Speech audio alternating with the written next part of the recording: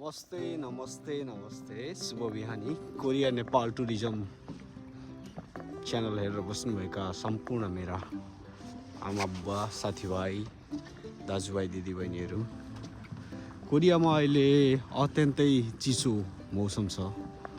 Winter season हो। December सकिएर जनवरीको पनि लास्टसम्म पनि चिसो उस्तै छ। आज चाहिँ तपाईलाई म बिहानीको टाइममा आज आइतबार बिदाको दिन घर नजिकै समुद्र छेउतिर आएर एकदम सानो क्लिप जस्तो एउटा छोटो भिडियो सर्ट ब्लग बनाउने जमर्को भइरहेको छु। तपाईँ देख्न सक्नुहुन्छ त्यो समुद्रको पानी पुरै जम्या छ, पुरै बरफको छाल आइरहेछ, एकदम नीलो कलरमा एकदम सुन्दर देखिएको छ। म यो भ्यूलाई सकेसम्म एकदम ब्युटिफुल्ली देखाउने प्रयास गरिरहेको छु। बिहानको टाइम हल्का टी कफी गरेर साइकलमा चाहिँ म बाहिर निस्केँ। जाडो छ, कपडा एकदमै मजासँग लगाइरहेको छु। अब हेर है त कस्तो देखिरहेछ साउथ कोरिया अहिले चिसो मौसममा। ब्युटिफुल काठको मचान हो। यो मचानको तल चाहिँ तपाईँ पानी देखिराख्नु भएको छ। पानी चाहिँ एकदमै जमेको छ। परबाट समुद्र एकदम पग्लेको देखिए तापनि यो अर्ध जमेको अवस्थामा रहेको छ। जस्तै दुधमा जसरी तर लाग्छ त्यस्तै तर जस्तो पो देखिएको छ। एकदम सुन्दर छ। मौसम खुलिया छ चिसो भएको कारण। पारी सुन्दर अपार्टमेन्टहरूले बिहानको कामसँगै आफूलाई न्यानो बनाइरहेका छन्। त्यस्तै यता साना साना ब्युटिफुल कटेजहरू पनि आफ्नै दिनचर्यामा निस्के जस्तो हामीलाई भानुहुन्छ। चारैतर्फ सुरक्षाको लागि क्यामेराहरू जडित अत्यन्त सुन्दर ठाउँ यो दक्षिण कोरियाको ग्योङ्गिदो प्रान्तको सियोङसी अन्तर्गत एमटिभी सिवा होसु भन्ने ठाउँ रहेको छ। यहाँ नजिक हुने साथीहरूले चाहिँ यो चिसो मौसम भए तापनि यहाँ आएर बिहानीको मजा लिन सक्नुहुन्छ। अरू भागहरू छोटो रूपमा देखाउँछ। विशेष त यो चिसो ठाउँ भए पनि यहाँ सल्लाहको रुखहरू चाहिँ पर्याप्त देख्न पाइन्छ। सल्लो चाहिँ यस्तो रुख हो जुन अत्यन्त चिसो मौसमलाई पनि सम्हालेर राख्न सक्ने एउटा रुख सल्लो। यो चिसो मौसममा पनि अझै हराभरा हरियो देख्न सकिन्छ। घाम निकै लागेको छ। निकै लागे पनि अहिलेको तापक्रम -6 डिग्री सेल्सियस रहेको छ। चिसो मौसममा सुन्दर यो भिडियो तपाईँलाई आफ्नो घर सोफामा बसेर देखाउन पाउँदा आफैलाई एकदम खुसी पनि लाग्छ। तपाईँहरू पनि हेरिदिनुहुन्छ, सब्सक्राइब गरिदिनु होला र अरू थप्नुपर्ने कुराहरू के छ त्यो पनि भनिदिनु होला है। अहिले चाहिँ म साइकलमा बिस्तारै आफ्नो यात्रालाई अगाडि बढाइरहेको छु।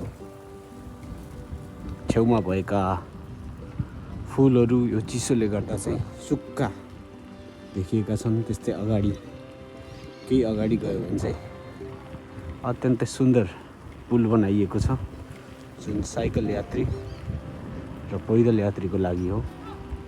छेउमा अत्यन्त दन्तलहर जस्ता मिलेर बनेका यी अपार्टमेन्टका पङ्क्तिहरू सेतो र निलो कलरमा एकदम सुन्दर छन्। ठाउँमा यस्तो बस्ने कुर्सीहरू पनि बनाइएको छ। यो पुल एकदमै कता सिनेमा भनौँ या कुनै चलचित्रको पोस्टर भन्दा कम लाग्दैन, तर यो रियल हो। यहाँसम्म आउनको लागि दक्षिण कोरियाले ठुलै सङ्घर्ष गरेको हुनुपर्छ। यो चिसोमा तल तपाईँलाई म देखाउँछु, पुरै जमेको अवस्थामा छ पानी। एउटा सानो घर अत्यन्त सुन्दर छ। त्यो पुलको मुनि पानी तपाईँ देख्न सक्नुहुन्छ, अत्यन्तै जमेको छ। म यो ढुङ्गा त्यहाँ फालेर देखाउँछु है तपाईँलाई। देख्नुभयो पुरै बरफ छ एकदमै आर्किड ब्रिजको तल यो बर्फिलो खोला छेउमा अपार्ट अत्यन्तै सुन्दर छ। चिसो मौसममा चाहिँ समुद्र अझै सुन्दर देखिन्छ। हप्ताभरिको अत्यन्त कठिन काम अथक मेहनत त छँदैछ। आफ्नो फुर्सदको समयमा यसरी बिहानको न्यानो भनौँ घामसँगै समुद्रमा जमेको पानी सुन्दर दृश्य हेर्दै आफ्नो साइकल यात्रा गर्दा अत्यन्तै मन आनन्दित हुने गर्छ। त्यसकारण चाहिँ म विशेष त हप्ताको एक दिन भए तापनि छोटो यात्रा गर्छु। यात्राको बिचबिचमा चाहिँ भिडियो क्लिपहरूले तपाईँलाई देखाउँछु। तपाईँहरू पनि माया गर्नुहुन्छ। कोरिया नेपाल टुरिज्म स्पेसल कोरियामा हरेक मौसम सँगसँगै कोरियाका विशेष ठाउँहरू देखाउने मेरो जमर्को। तपाईँलाई कस्तो लाग्छ हेर्दै राख्नुहोस्। म चाहिँ क्लिप आज कन्टिन्यू गर्दैछु।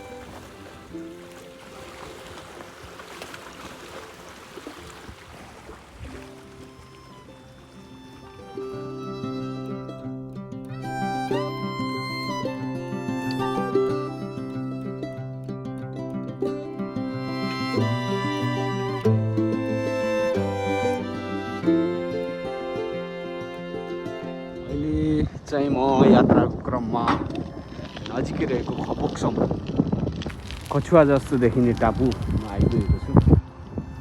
यहाँको भ्यू चाहिँ बिहानीमा कस्तो देखिन्छ तपाईँलाई देखाउने प्रयास गर्छु। हेरौँ है त।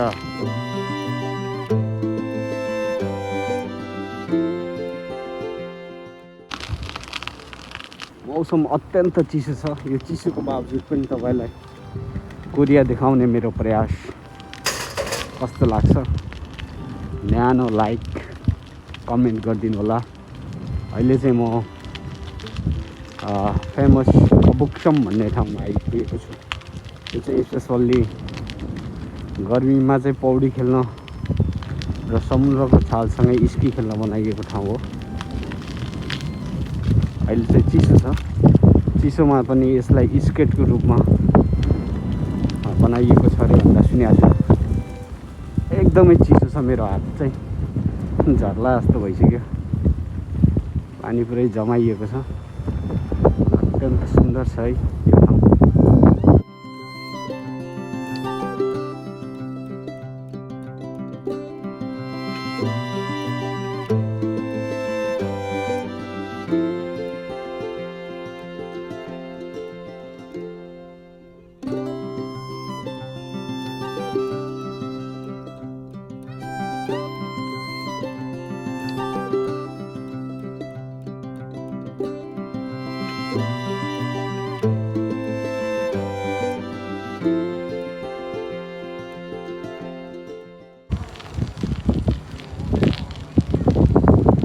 यता ब्युटिफुल क्याफेहरू छ। त्यस्तै यता तल वे पार्क भनेर लेखिएको छ। स्की खेलेको देखाउँदैछौँ मैले भने।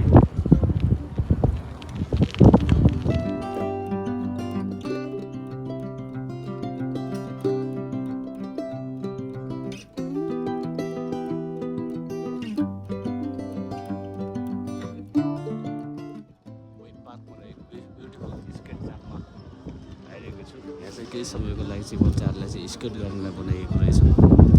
अत्यन्तै चिसो छ मौसम। यतिकै पानी राख्दा पनि मौसम चिसो नै हुन्छ होइन। चिसो मौसममा स्केट खेलेर रमाइरहेका छन्। आज बिदाको दिन पारी पारीसम्म बच्चाहरूको लामो लस्कर देखिन्छ। पारी ब्रिटिस स्टाइलमा बनाइएका घरहरू पनि अत्यन्तै सुन्दर छन्। हेर्दै राख्नु होला। म अरू क्लिप देखाउँदै गर्छु है त।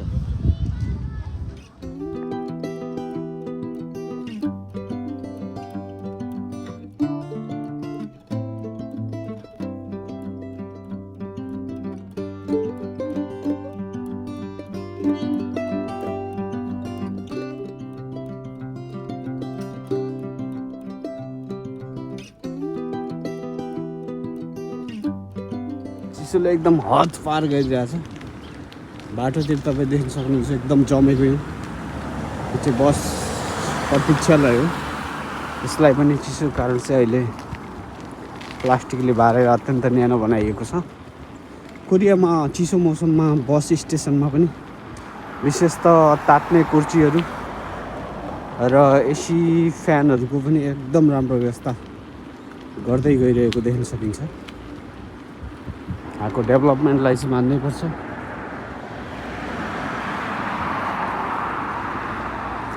म चाहिँ फाइनल्ली अगाडि परबाट गएको थिएँ भने अहिले यो बस्ती एरियातिर आउँदैछु। फेरि अर्को खोला भेटियो, पुरै जमेको छ। घाम त लागिरहेछ साथीहरू, तर खोला पुरै जमेको छ।